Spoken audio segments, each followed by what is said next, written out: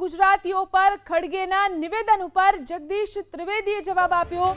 ગુજરાતના અનેક મહાનુભાવોના ઉદાહરણ આપી જગદીશ ત્રિવેદીએ ખડગેને આપ્યો જવાબ।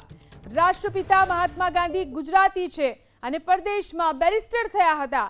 પ્રથમ પ્રધાનમંત્રી થવા માટે લાયક ઉમેદવાર સરદાર વલ્લભભાઈ પટેલ પણ ગુજરાતી હતા, કહ્યું જગદીશ ત્રિવેદીએ।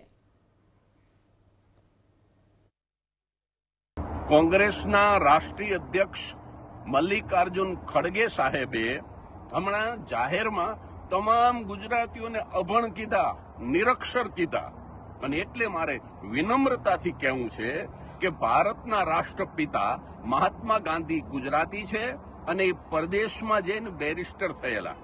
પ્રથમ વડાપ્રધાન થવા માટે સૌથી લાયક ઉમેદવાર કોઈ હોય તો એ સવાયા ગુજરાતી સરદાર વલ્લભભાઈ પટેલ હતા અને એ પણ પરદેશમાં જઈને બેરિસ્ટર થયેલા।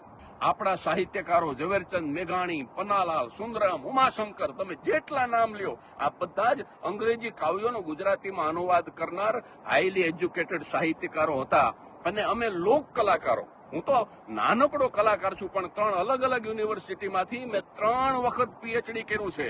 એટલે ખડગે સાહેબ ગુજરાતના લોક કલાકારો, સાહિત્યકારો, ગુજરાતના ઉદ્યોગપતિઓ, ગુજરાતના રાજવીઓ, તમામ ગુજરાતીઓ એજ્યુકેટેડ હતા, છે અને રહેશે।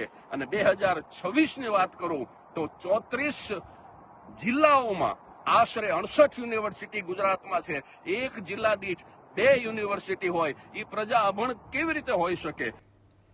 તો આવો સાંભળીએ ખડગેનું એ નિવેદન જેનાથી સર્જાયો છે મોટો વિવાદ। Don't misguide the people of Kerala. They are very clever. They are educated. Modi ji, Vijay, you both can fool people who are